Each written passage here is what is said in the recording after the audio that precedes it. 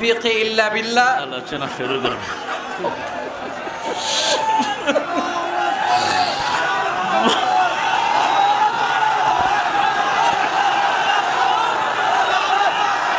সবাইকে স্বাগত।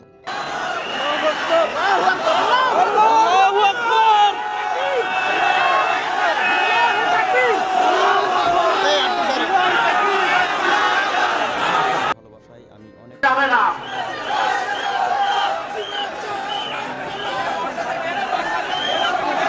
সম্মানিত সুধী মণ্ডলী, তৌহিদি জনতা, আপনাদেরকে বিনীতভাবে বলছি, আপনারা দয়া করে বসে পড়ুন। আপনারা দয়া করে বসে পড়ুন। মিডিয়ার ভাইদেরকে বলছি, দেখাবে তাহাজ্জুদি ইনশাআল্লাহ। আনতে কামান বারাকাল্লাহু ফিক। জোয়ারিয়া সহ সবাইকে আদর।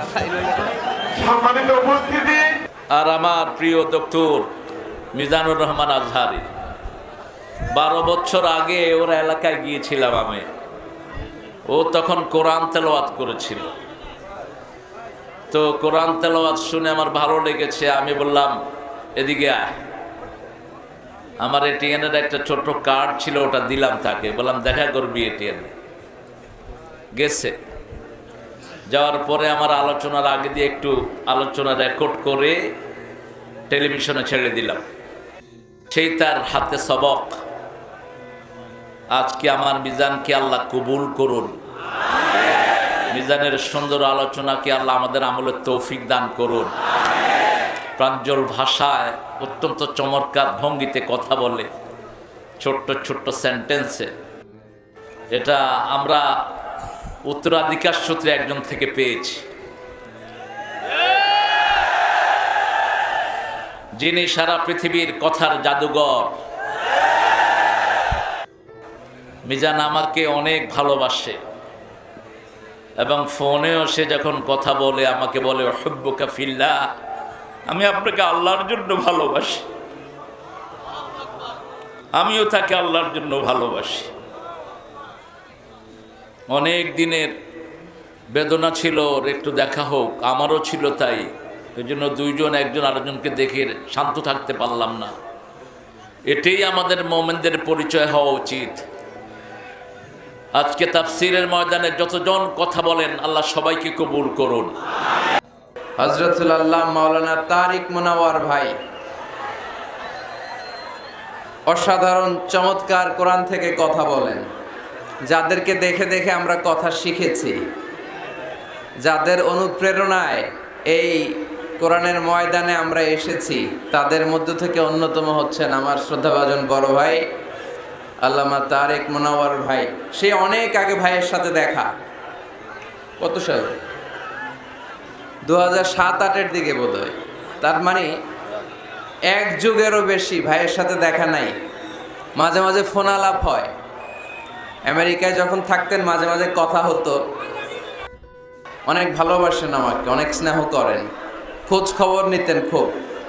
বলতেন মিজান আমি নাই, তোমরা কথা বলতেছো, এত বেশি মাহফিল রেখো না যে স্বাস্থ্যের ক্ষতি হয়। প্রতিদিন গরম দুধ খাওয়া। বড় ভাই যেমনি ছোট ভাইয়ের খোঁজ খবর নেয়, এভাবে খোঁজ খবর নিতেন। অসাধারণ ভঙ্গিমায় কথা বলেন।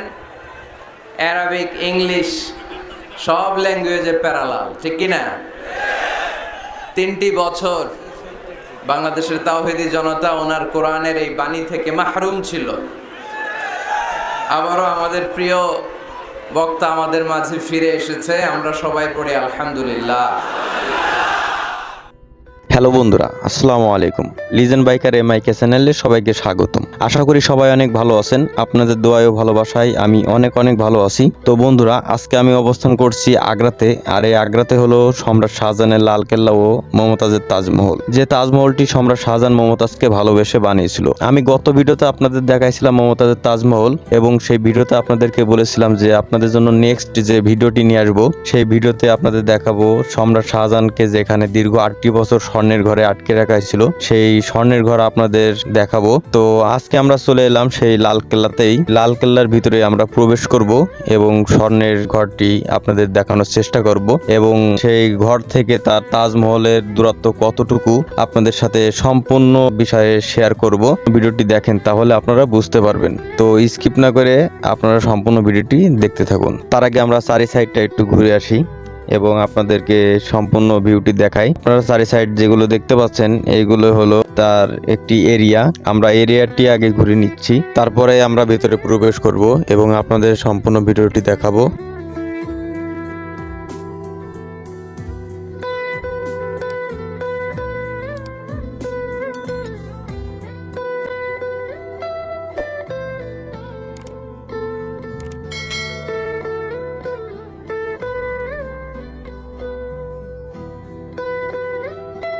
বন্ধুরা, এটি হলো লাল কেল্লার ভিতরে প্রবেশ করার প্রথম গেট এবং এই গেট দিয়ে আমরা এখন ভিতরে প্রবেশ করব এবং সম্পূর্ণ ভিউ আপনাদের সুন্দরভাবে দেখানোর চেষ্টা করব।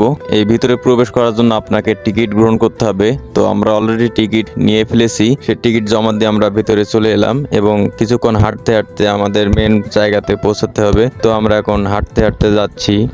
এখানে জায়গাটা এতটা সুন্দর যে বিভিন্ন দেশ থেকে এখানে মানুষ চলে আসে দেখার জন্য। আমার এখানে আসতে বাংলাদেশ থেকে 2 দিন টাইম লাগছে। তো খুবই ভালো লাগলো, অনেকটা এনজয় করলাম। তো আমার সাথে ছিল আমার জামাই আমাকে অনেক ঘুরাইছে, অনেক জায়গায় নিয়ে গেছে। জামাই না থাকলে আমি আসলে এত কিছু দেখতে পেতাম না। তো আমার জামাইকে আমার অন্তরস্থল থেকে অনেক ধন্যবাদ জানাই। বন্ধুরা, কথা বলতে বলতে অবশেষে আমি ভেতরে চলে এসেছি। তার আগে আমি আপনাদেরকে চারি সাইডটা একটু দেখাই নিচ্ছি, তাহলে আপনাদেরকে বুঝতে সুবিধা হবে যে আসলে ভেতরে চারি সাইডটা দেখতে কেমন। চারি সাইডটা আসলে খুবই সৌন্দর্য, মানে এক কথায় অসাধারণ। এতটা সুন্দর দৃশ্য মানে আমি কখনো এভাবে দেখিনি। আপনারা চারি সাইডে যে ঘরগুলো দেখতে পাচ্ছেন, এই ঘরগুলো মূলত প্রহরীদের জন্য করা হয়েছিল। বন্ধুরা, আপনারা সামনে একটি ছাউনি দেখতে পাচ্ছেন, ওই ছাউনিটি হলো একটি বিচার বিভাগ। ওখানে মূলত যারা অন্যায়ের পথে লিপ্ত থাকতো, অন্যায় কাজ করত, তাদেরকে ওখানে বিচার করা হতো। তো আমরা এখন সেই ছাউনির ভিতরে যাব এবং আপনাদের সেই বিচার বিভাগটি দেখানোর চেষ্টা করব। আপনারা সাথে থাকবেন। এবং এখানে কিছু না থাক, একটি জিনিস আমার খুবই ভালো লাগছে যে বিভিন্ন ধরনের প্রাণী মানুষের সাথে খুবই সহজভাবে মিশে যাচ্ছে। তো দেখতে পাচ্ছেন এখানে যে কাঠবিড়ালিগুলো খুব সহজে এরা মানুষকে বিশ্বাস করে ফেলেছে। তো আমার এই জিনিসটা খুবই ভালো লাগলো।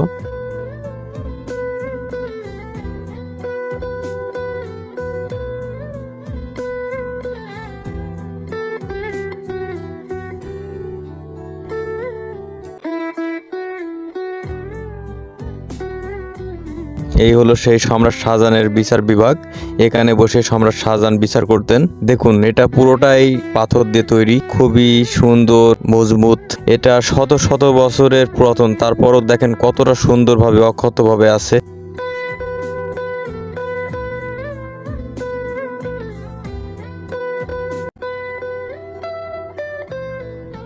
আর আপনারা এখন যেটি দেখতে পাচ্ছেন, এটি হলো সেই স্বর্ণের ঘর। এই ঘরের ভেতরে সম্রাট শাহজাহানকে দীর্ঘ 8টি বছর আটকে রাখা হয়েছিল এবং এখান থেকে তার তাজমহলের দূরত্ব প্রায় 1 কিলোমিটার। আপনারা দেখতে পাচ্ছেন, আমি আপনাদেরকে জুম করে দেখাচ্ছি। এই হলো সম্রাট শাহজাহানের ঘর এবং তার তাজমহল। সম্রাট শাহজাহানকে এখানেই আটকে রাখা হয়েছিল আর এখান থেকে সে তাজমহলের দিকে একধারে তাকিয়ে থাকতো। তো কেন আটকে রাখা হয়েছিল, কি জন্য আটকে রাখা হয়েছিল, আপনাদেরকে অবশ্যই জানার দরকার। তাজমহলের পরে আরো একটা তাজমহল তৈরি করবে, সেটা হবে কালো তাজমহল। তাজমহলটি তৈরি করার পর অনেক অর্থ ব্যয় হয়ে গিয়েছিল, এ কারণে সম্রাট শাহজাহানকে ওই স্বর্ণের ঘরটি তৈরি করে ওখানে আটকে রাখা হয়েছিল। বন্ধুরা, আপনাদের কাছে আমার ছোট্ট একটি রিকোয়েস্ট, আপনারা যদি আমার চ্যানেলে নতুন হয়ে থাকেন তাহলে অবশ্যই আমার চ্যানেলটি সাবস্ক্রাইব করে দিবেন এবং পাশে থাকা বেল আইকনটি বাজিয়ে দিবেন যেন পরবর্তী ভিডিও নোটিফিকেশন আপনাদের ফোনে পৌঁছে যায়। তত সময় আপনারা ভালো থাকবেন, সুস্থ থাকবেন। দেখা হবে নেক্সট ভিডিওতে। আসসালামু আলাইকুম ওয়া রাহমাতুল্লাহ।